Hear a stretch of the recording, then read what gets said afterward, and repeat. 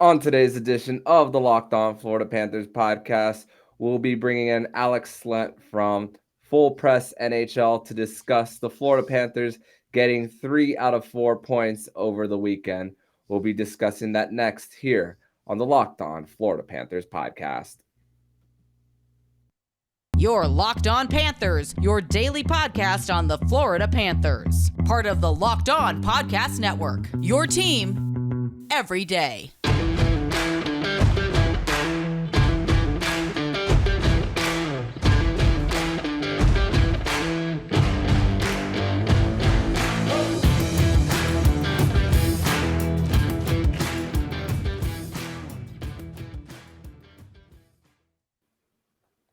And welcome into this Monday, October 24th edition of the Locked On Florida Panthers podcast, part of the Locked On Podcast Network, where it's your team every day. Thank you for making the Locked On Florida Panthers podcast your first listen of the day. I'm Armando Velez, and you can follow me on Twitter at MondoMan12. Follow the show account on Twitter at LO_FLA Panthers. And thank you for making the Locked On Florida Panthers podcast your first listen of the day. Don't forget to also subscribe to Locked On NHL and Locked On Fantasy Hockey with Flip Livingstone and Stu Roden. We'll be covering all the regular season activities around the National Hockey League. So, Cats fans, the Florida Panthers over the weekend, they've been taking care of business despite all the questions of the defense, the injury to Aaron Ekblad, the questionable special teams that the Panthers have been putting out there for this team, and yet out of the 12 possible points, they get 9. They're 4-1-1 on the season, and very well still very early in the season, still very much in the driver's seat to just continue to build off what they did last year. But let me bring in my guest on the show. It is a first appearance on the Locked On Florida Panthers podcast. He is from Full Press NHL, covering the Florida Panthers and the Edmonton Oilers, Alex Slemp. Alex, welcome to your debut on Locked On Panthers. Hey, thanks for having me, Armando. I'm excited to be here. Absolutely, and I'm definitely very thankful to have you on after meeting up with you in media day and getting to converse with you a little. It's great to have you on, but let's go straight into the Panthers getting 3 out of 4 points this season. Let's first talk about the game against the Tampa Bay Lightning. Yeah, for sure. For this one, it was a game that the Florida Panthers really dominated 5-on-5 for the most part. The ESPN broadcast mentioned that the Tampa Bay Lightning played up to I believe it was 73 more games over the last 3 seasons when you include all the postseason mileage that they've logged, and looks like that the Panthers just for the most part really outpaced the Tampa Bay Lightning and outskated them and just created more chances. I really like what the Florida Panthers what they're doing in transition, just catching the opposition flat-footed. And even though in a loss, I felt that especially early on in the game that the Florida Panthers found their way to get the Tampa Bay Lightning caught in transition. Yeah, absolutely. They played a phenomenal game, full 200-foot game there. It really wasn't until the back half of that third period that you kind of saw a little bit of the fatigue set in on the Panthers there, having to play with that shorter bench. And so I can't remember the shots that they limited Tampa to up into that point, but it was all Florida. I mean, they were controlling the game, dictating the pace, had great neutral zone turnovers bringing in, and they looked good the whole way through. It was really just that final 10 minutes they kind of allowed the Lightning to take control a little bit, get some good offensive zone time, and unfortunately they came out with a loss, but not bad. Yeah, and looking at like the totals for the Panthers as far as shot attempts, only 2 more shot attempts in all situations for the Panthers against the Lightning, but 5-on-5 for the Panthers, they outshot them by 11 more. Mm-hmm. But the issue for the Panthers is, and it goes back to their game against the Philadelphia Flyers, it really goes back to just not staying not being able to stay out of the box for the Panthers. And Mm, the Stamkos goal, when you see the replay again, that's probably something that Eetu Luostarinen probably wants back, mm, because on that play, Eetu Luostarinen breaks his stick and immediately he goes to the bench to get another one instead of staying there to try probably block a shot. And look what happens. Steven yeah. Stamkos, it's basically a 5-on-3 for like a good 5 seconds, and then he nails a slap shot right through Hmm. Sergei Bobrovsky. And Stamkos has just been on a tear this season, Oh, yeah. despite the Tampa Bay Lightning's record. But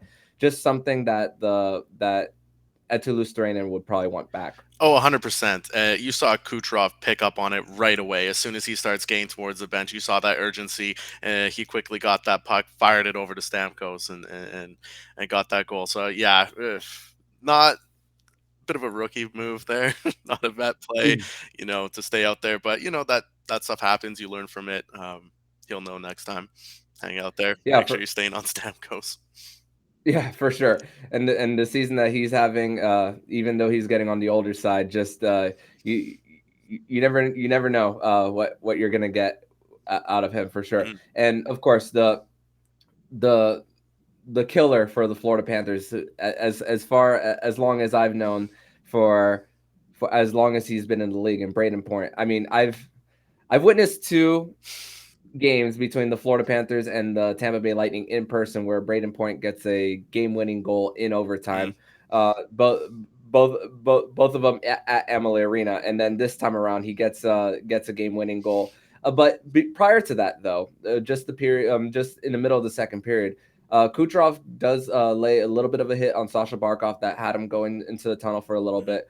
I don't think it was necessarily an egregious play by Kucherov, just in a position where, as Kucherov was starting to hit Barkov, he was starting to go down. So Mhm. not something that I thought that Kucherov did on purpose, No, no. but Kachuk in the overtime period, 39 seconds in, gets a penalty for slashing Kucherov in overtime, and then gives him a little bit of a shove down to the ice more. Mhm. I don't necessarily mind that penalty, and even for Kachuk to lay a little bit of a hit on Kucherov, because you're trying to protect your captain. But my issue, really, of all things, is really the timing, as far as that penalty for Matthew Kachuk. Mhm. And where a game where the Panthers were mostly, like we talked about, dominating the game. It really for that, I felt that it might have cost the Panthers the game in that one. But I just don't like the timing of it. Mhm. Yeah, no, I think the emotions got the better of him on that play. Obviously, it was poor timing to do that in overtime. I've got no issue with him, trying to disrupt Kucherov while he was on that partial break. I mean, you do a slash, you do a hook, something to try. You mean in that scenario, you're most likely going to be taking a penalty there. But it was the after the whistle stuff. I don't. Kachuk's a gritty guy. They brought him in, for this type of play. But he's a veteran. He knows, when he should be doing that, when he shouldn't. I wasn't a big fan of the shot to Kucherov when he was down on the ice, because you could see, he's down on all fours. He clearly was shaken up after Kachuk took him into the boards real hard. So I wasn't a big fan of the two shots. I see he was probably just trying to draw in a retaliation penalty, which he did, but his extra stuff cost him another one. So that put Tampa onto the power play there. So maybe just those emotions, first Battle of Florida, getting to him. Maybe he acts out like that. It seemed a little uncharacteristic for the timing it was, but I mean, the guy like Kachuk, I mean. You never know when that kind of grit's going to come out that way. So, yeah, but poor timing. Yeah.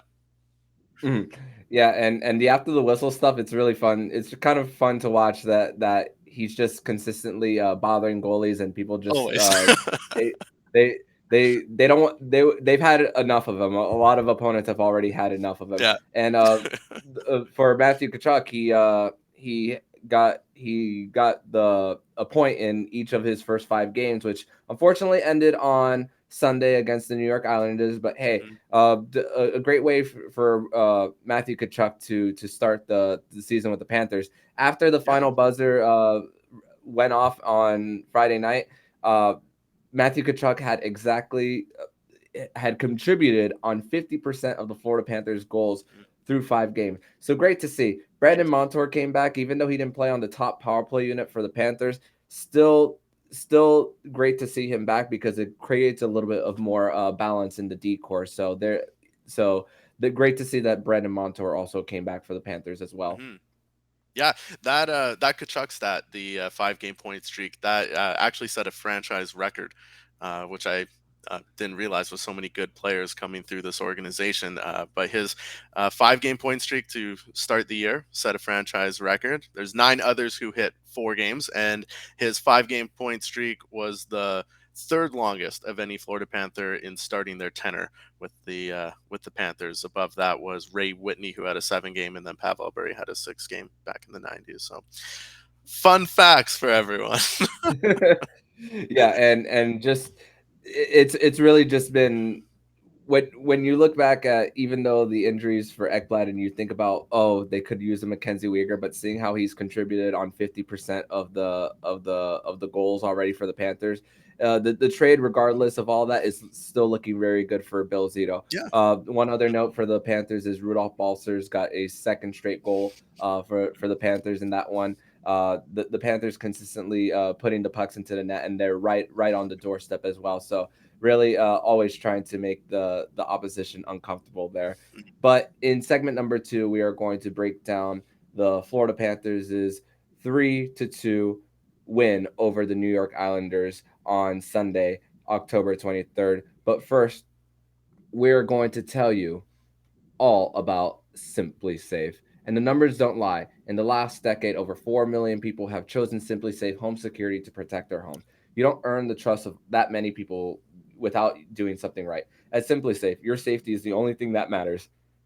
They protect you with cutting-edge security technology powered by 24/7 monitoring agents who always have your back. With 24/7 professional monitoring, SimpliSafe's agents call you the moment a threat is detected and dispatch police or first responders in an emergency, even if you're not home or can't be reached. SimpliSafe blankets your home in protection, and with advanced sensors in every room, window, and door, HD security cameras for inside and outside your home, smarter ways to detect the motion that only alert you when a threat is real, and even hazard sensors that instantly detect fires, floods, and other threats to your home. Customize the perfect system for your home in just a few minutes at simplisafe.com/lockedonnhl. Save 20% on your SimpliSafe security system when you sign up for an interactive monitoring plan and get your first month free. Visit simplisafe.com/lockedonnhl to learn more. There's no safe like SimpliSafe. I'm sold. Back on this second segment here on the Locked On Florida Panthers podcast on this Monday, October 23rd edition of the show. And thanks for making Locked On Florida Panthers podcast your first listen of the day. Now make your second listen of the day, Locked On Game to Game NHL. Every moment, every top performance, every result.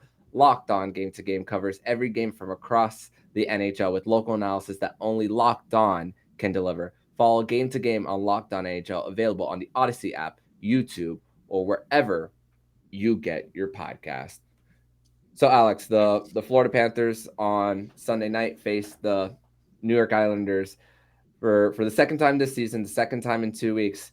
And one thing that the Florida Panthers had in common in both matchups, it was pretty much deja vu for both goals for the Panthers. It was really the first one for the New York Islanders, Anders Lee, where Matt Barzal gets it onto the net on the power play, and both of those goals for Spencer Knight is really goals that he made contact with, and just off the rebound, Anders Lee gets one of them in. The first one was by Matthew Barzal, the other one was by Kyle Clutterbuck on the power play. And this goes back to the whole Panthers needing to stay out of the box, and also the penalty kill right before Friday. I was talking about how I'm liking really how the penalty kill is looking for the Panthers, but still really as far as ranks in the NHL, kind of mediocre for them. They're kind of putting a different look where they're running like a diamond formation for the penalty kill. So something a little different that I'm seeing with Paul Maurice's style, but What are you seeing out of the penalty kill for the Florida Panthers so far? Yeah, I really like it. I think it's been a great um, PK so far to start the year. You know, the goal they surrendered tonight on the 5-on-3. I mean, that was just unfortunate. Kiersted with a bit of a wild stick, right? And he draws the double minor. They go on to score right away there. Bad bounce. But they've done a really good job limiting chances. Both goalies, Bobrovsky and Spencer Knight, I think are seeing the puck well. Yep, Knight definitely would like to have a couple of those back, especially the first one. You know it went off his shoulder, I believe. So I mean, all around though, they've got a really nice penalty kill. I like the system that Paul Maurice and his staff have implemented. Um, it's working. It's only going to get better as the season continues to progress, and guys, who are playing on that PK kind of figure out their roles just a little bit more and get the system down. So it's looking really good early in the year, and yeah, that's a great look for the Panthers so far. Yeah, and for and going back to special teams, talking about the Panthers and their special teams, they got quite a few opportunities on the power play. Looking up as I'm talking right now, that they got four opportunities to New York's six. Mhm. So I believe it's now three straight games for the Panthers that they've given up five power play opportunities to the Mhm. opposition. I'm just saying that on the top of my head. I forgot the exact number against Philadelphia, but for the Panthers, 0 for 4. Now it's about, I think, a 0 for 16 drought of their last 16 on the power play. Two for 27 now for the Panthers on the season, and just what I'm seeing for the Panthers is really this team is a little bit out of position based on who's used to playing what. And of course, Barkov hugging the blue line, of course, his defensive play and how his ice vision is, I don't necessarily mind. But at the same time, he's used to being on that right side on the faceoff circle, doing some one timers. But at the same time, Brandon Montour being back was a little bit of a help. Move Patrick Hornquist down to power play too. Mhm. Sam Bennett is a little bit. They use Sam Bennett as more of that bumper Mhm. and got Kachuk more to the front of the net in place of Hornquist. But still, the Panthers have been kind of struggling on the power play, and they're getting their opportunities, but just not converting. Mhm. Yeah, they certainly seem to be handcuffed a little bit on the power play. Something that was, um, something they could rely on so much of last season, of you know being able to score. They get the man advantage. It was so lethal, and now it has really stalled in the last three games. You were right. It was six power play opportunities against the Flyers there. So yeah, they've um, but sorry, I just lost my train of thought there. But yeah, it's weird seeing that. But great teams, highly offensive teams, they go through um, these kind of lulls throughout the season. So you might as well get one in right at the beginning.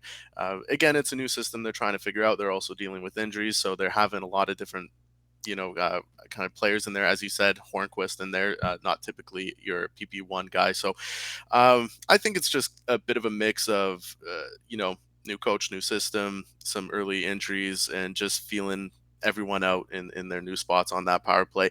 There's too much talent on this team to continue this trend. They will figure that out. Hopefully sooner than later, though, because yeah, it's been what was it, 15? They haven't scored in their last 15 power play tries, so uh, definitely 15 want or to fix 16, that. somewhere Yeah, around yeah. there. Yeah, and for the Panthers in this one, it was really the third line that got it going Mhm. for the Cats. Anton Lundell just only had one assist in the first 5 games, gets two points tonight. Constantly creating on the forecheck. Mhm. I think he stripped Adam Pelech on that one too, and just goes unassisted on Varlamov. Mhm. Sharp angle shot, gets it through, and for the Panthers, those unscripted plays Mhm. and just on the fly, and then just getting the puck into the net. Those are things that coaches constantly talk about. Even if you don't have the proper angle, try to the puck into the net. A goal that Semyon Varlamov might want back. But hey, Yeah. you don't apologize for creating an opportunity, even with the not the best angle for Anton Lundell. Yeah, no, that third line, you're absolutely right. It was a driving force all game. Lundell, a great pace right there. Really set the tone with that goal right out the gate. Just a fantastic individual effort of being hard on the puck. Definitely the style of game that is going to make Paul Maurice really happy. And yeah, strips him, gets it. I think he kind of threw it across the body of Varlamov and it hit under his blocker, his hand or something, went in. But they don't ask how, just how many, right? So it was great to see Lundell finally get himself a goal. Yeah, because he only had that one assist, but he's been making plays and doing a lot so far this year. But that third line, they're looking really good. Reinhart on the wing, he looks really comfortable there. He seems to have the Islanders' number. He's got goals against Islanders back-to-back games. So, yeah, that's huge for Florida, who I think there's some questions about depth after all their offseason moves, and to see this third line doing what they're doing, I mean, that's got to bring some confidence to the fan base and see like, okay, no, we do have some good depth here. So yeah, they're playing well. Yeah, yeah, and with Etu mostly playing in the on the fourth line center, and Paul Maurice right at the beginning of camp saying he is a top nine Mhm, player, and the ability to retrieve the puck after his original shot was deflected off Noah Dobson, and then retrieving the puck, shooting at it, and then unfortunately for Varlamov, deflected off his own player in Sebastian Aho in that one. But hey, the key to I feel like the key to always when you play the New York Islanders, specifically them, uh, as a team who doesn't produce a lot offensively and not the fastest team, the key for them is to get up by multiple goals, because the way they're built, mhm, when that team specifically is down by multiple goals, it's really hard for them to come back. I think they had a game against the New Jersey Devils just a few days ago where they only generated 17 shots on mhm, goal against Mackenzie Blackwood. So, and the Florida Panthers continue to just to outpace them, outskate 5-on-5 numbers in almost every game for the Panthers. You've mhm, just seen them outshoot them and out chance multiple opponents. And also, let's also talk about how this is happening with the top line of Aleksander Barkov, mhm, Carter Verhaeghe, and Sam Reinhart. I mean, Carter Verhaeghe has 2 goals on the season, but the other guys, Reinhart and Barkov's doing it on the defensive end, and Sam Reinhart has just had has there been anyone in the NHL who's had worse luck than Sam Reinhart this season? The guy has zero puck luck right now. He has 18 shots on net throughout the season, zero goals to show for it, but just so many brilliant chances. They got to go in sooner or later. But you're right. This Florida Panthers team is doing a phenomenal job providing offense while its first line is handcuffed right now. Yeah, Verhage had the 2 goals the other night, but otherwise that top line has been held scoreless. They have 46 total shots between the three of them. Great chances too. They're not just these little perimeter stuff. So it's just a case of bad puck luck. They'll get their bounces. They just need to have that one game where they'll kind of pour it on and they'll get going, they'll get rolling. I was hoping, the maybe they could get the monkey off their back with a power play goal here, but it's not the case. So And actually, I kind of want to show like a little bit of a screen share if my computer allows me to do so, just based on how it looked 5-on-5 with the Florida Panthers and the New York Islanders on this one. Just this is just 5-on-5 via naturalstattrick.com. If you're seeing on YouTube, you're seeing where how well the Panthers protected Spencer Knight at 5-on-5. The slot was just not open for business for the New York Islanders. And you see, if you're watching on the YouTube, the Panthers 5-on-5 just constantly on Simeon Varlamov for the Cats. So definitely an continuing to be a big puck possession team for the Panthers. We haven't seen the Panthers, as opposed to last season when they were running run and gun, that we're not seeing too many odd man rushes the other way, despite the different talent on the Panthers. No Mackenzie Weegar, of course, and but still the way Maurice's system is being conducted, the goalies aren't left out to dry as much so far in this young season. Yeah, absolutely. This is a very different look of a team. This is a team that uh, it looks like they're playing, more that playoff style, which is something Paul Maurice said he wanted to implement early on. At the start of the year, I believe it was on media day. He was talking of, wanting to have an emphasis on board play, like 3 feet off the boards. He also wanted a type of system that could transition seamlessly from regular season into the playoffs, and that's what we're seeing here. Yeah, perhaps it's not as exciting with all those end-to-end rushes, run and gun hockey, but this is the type of hockey that you need to play come playoff time. It's the type of hockey that brings success. So it's good to see that everyone has bought into this and they're executing it extremely well. Um, so I mean, I like this look of the Panthers team. They're playing some good hockey, and as you showed in that stat, just limiting the chances. High danger scoring chances. You look at that chart, everything was perimeter stuff. Fairly easy night 5-on-5 for Spencer Knight. I would say it just and that's just a real testament to everyone buying into this system that Maurice wants to play. So Yeah, and it's funny because we have to condition ourselves sometimes that based on last year's regular season, that it's not always going to be these blowouts, but you rather that see them have some good habits for this team, and just learn how to win these close games so that you'll always be prepared once April, May, and June, hopefully June, comes around this team.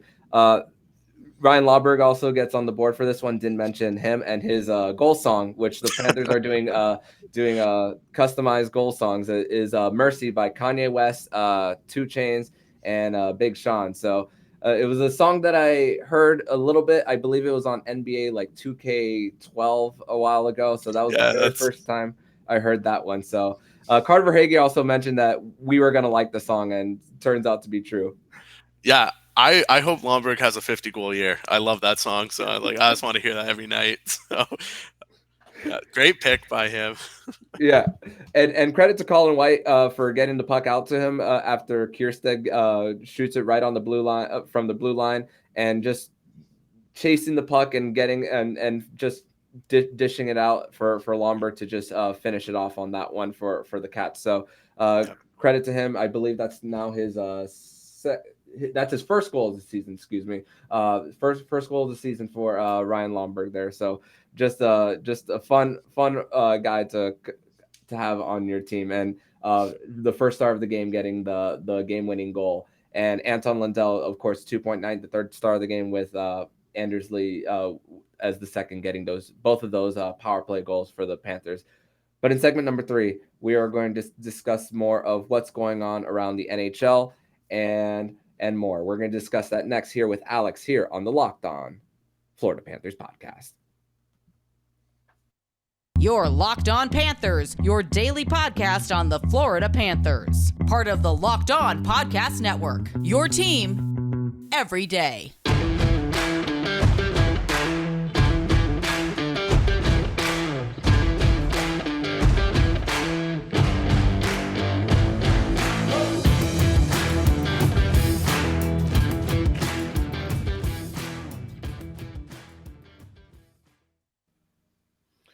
Third and final segment here on this Monday, October 24th edition of the Locked On Florida Panthers podcast. I got Alex Slemp here from Full Press NHL on what was an exciting night on the hockey side for South Florida. Of course, we are recording this at 8:28, just as kickoff of Sunday Night Football between the Miami Dolphins and the Pittsburgh Steelers is going on. Right now, it's 0-0 in that game. By the time this drops, we'll know the final score of that game. So hopefully more success coming South Florida's way for a night like tonight. So Tua Tagovailoa is back for the Dolphins. If you're watching on the YouTube, of course, you can see why I'm wearing my Dolphins hat for this show, and a little bit of a different thing here too. I'm wearing my NHL All-Star shirt hosted by the Florida Panthers in Sunrise, Florida. Special thanks for my friend Paul Gooch for getting me this gift. Special shout out to him. But Alex, Tell Paul to get me one of those. I want one of those Yeah, shirts. I'll hit him. I'll hit him up just for you. Just There for we go. you. So, 9 points out of 12 games, Alex. Hmm. Uh, I know it's early, Yep. but the point pace for this one for the Panthers is 123 points. So, It's a lot of points. President's Trophy, baby. There we go. Back to back. Honestly, for me, I'm indifferent on whether the Panthers win the President's Trophy again. Whether people want to believe in a curse or not, the Panthers, when going into last season, they weren't really playing for the President's Trophy. They were at the beginning of the season, they were just trying to win some games, and then hey, they put themselves in a position to win the President's Trophy. But 9 points out of 12. The Boston Bruins, of course, even though they've had their fair share of injuries to start the season, they're off to a great start. The Buffalo Sabres. Tell me if you had Rasmus Dahlin as your Norris favorite to start the season as well. Yeah. After Buffalo gets a big win over a winless Vancouver Canucks team, who that's a team that's in big trouble this season. Yeah. What have been your thoughts on the Atlantic Division, even the NHL so far in this young season?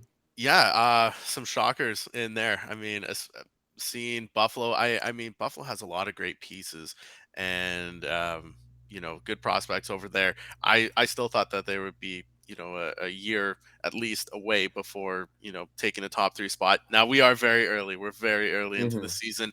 But the Buffalo faithful got to be happy to see, all this young talent that they've been acquiring over the years finally come together and put this up. And yeah, Darlene, one absolute start to his year.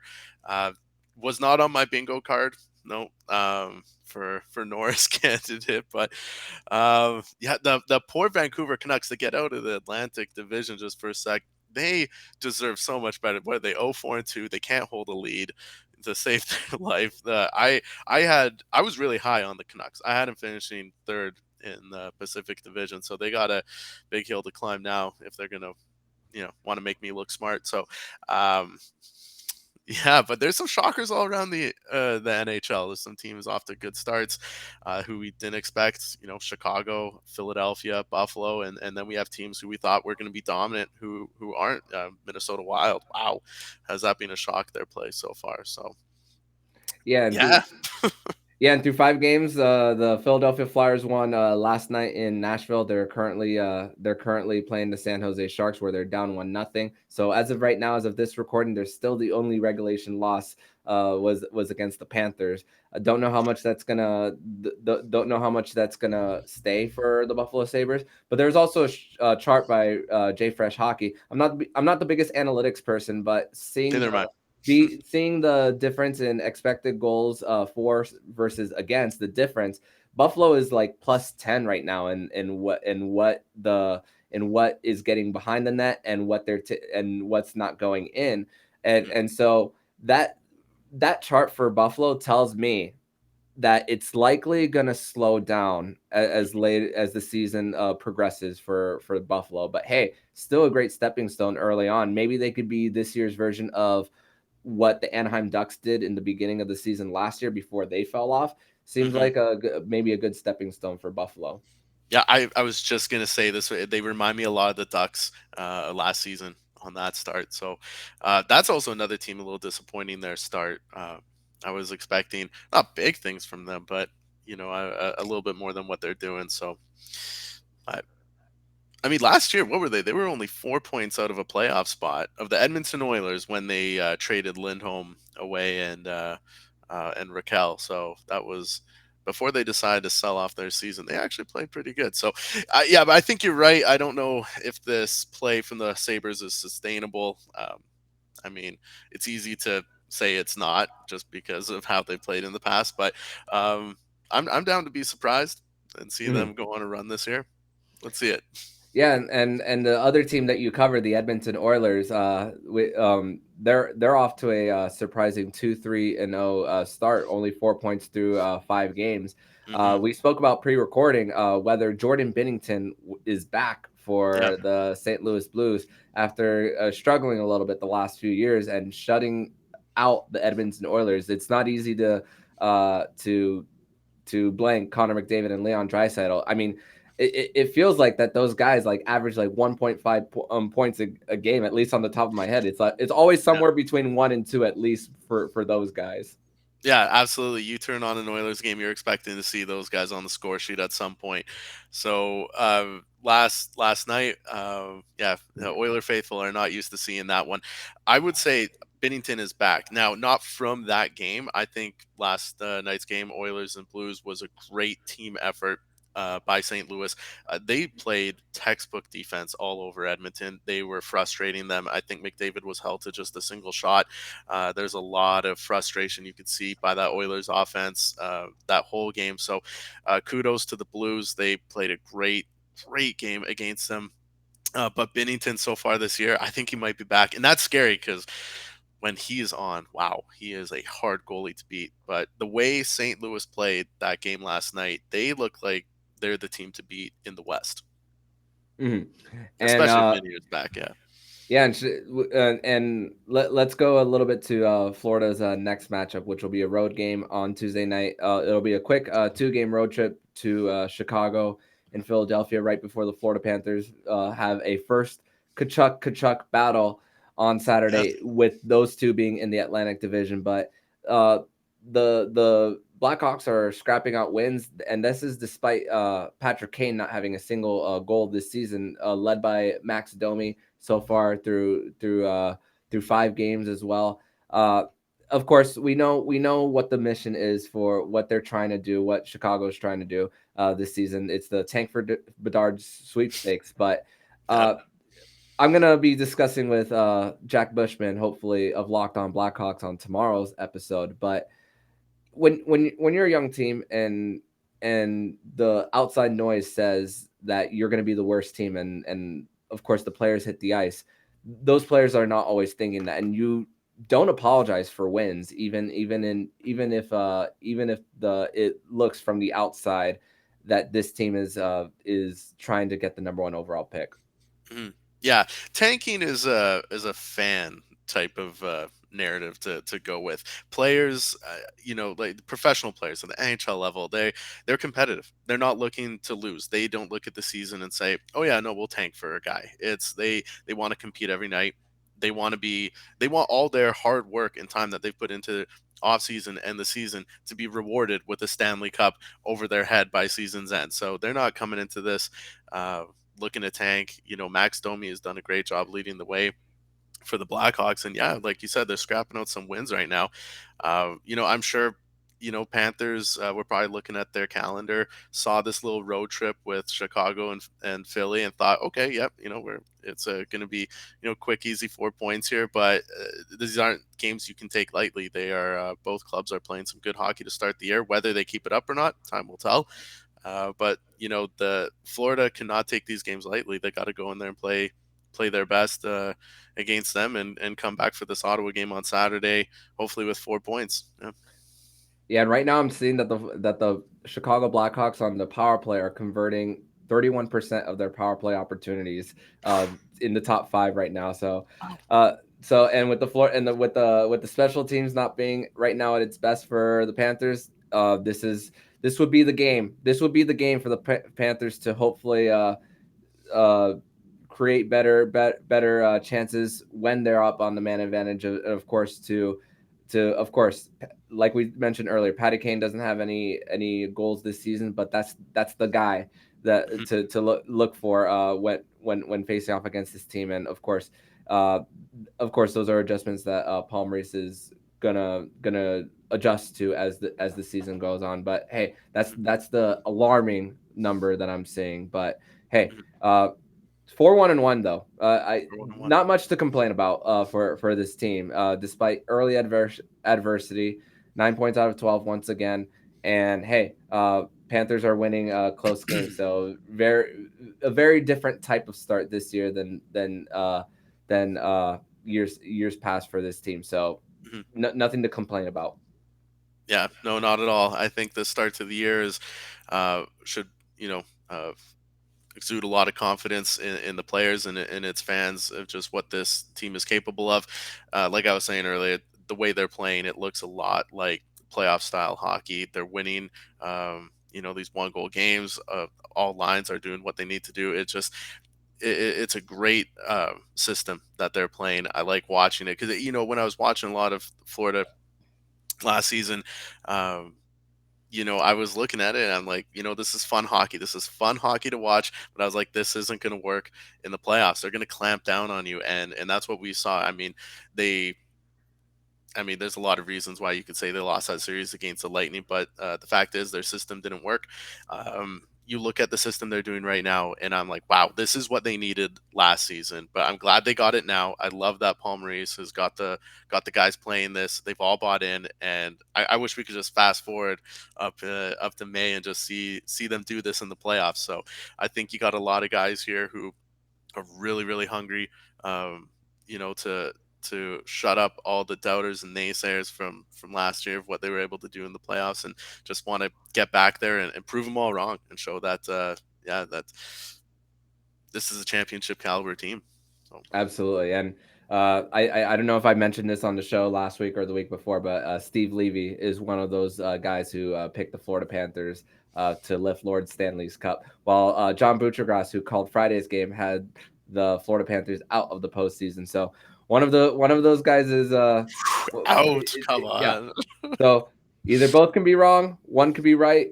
We never know about that. So Alex, I want to thank you for joining me on this episode of the Locked On Florida Panthers podcast, where the Florida Panthers got 3 out of 4 points over the weekend. Good vibes in South Florida right now as far as the hockey side of things. Hopefully for the basketball side of things, the Miami Heat can recover from their 1-2 start so far. So good, at least good times as far as hockey. But for everyone who might not be familiar with you and your work, tell them where they can find you and tell them more about what you do. Yeah, so as you were saying, I write with Full Press NHL. I cover the Florida Panthers and the Edmonton Oilers. So it's an online publication. We got podcast shows there as well. So you can hop on there, check out my work, covering the Panthers daily, and doing feature stuff with the Oilers. So. But I gotta say, thank you for having me on the show, Armando. It was great to finally get on here. You got a fantastic show. I love it. It's phenomenal. So I hope I can get back on here sometime soon. Absolutely, and I'll definitely have you on soon. So can't wait for the next time. There we go. Me too. All right. Enjoy that Dolphins game. Thank you. And if you like what you're hearing, please subscribe to the podcast to be notified every single time the Locked On Florida Panthers podcast jumps into your podcast feed. Make sure to subscribe to Locked On NHL and Locked On Fantasy Hockey with Flip Livingstone and Steele Roden. We'll be covering all the regular season activities around the National Hockey League. Thank you for making the Locked On Florida Panthers podcast your first listen of the day. And for your next listen of the day, make sure to check out Locked On Sports Today. The biggest stories of the day, plus instant reactions, big game recaps, and the take of the day. Available on the Odyssey app, YouTube, and wherever you get your podcasts. So I'm Armando Velez with Alex Slemp. And you've been listening to Locked On Florida Panthers podcast, part of the Locked On Podcast Network. We're your team every day.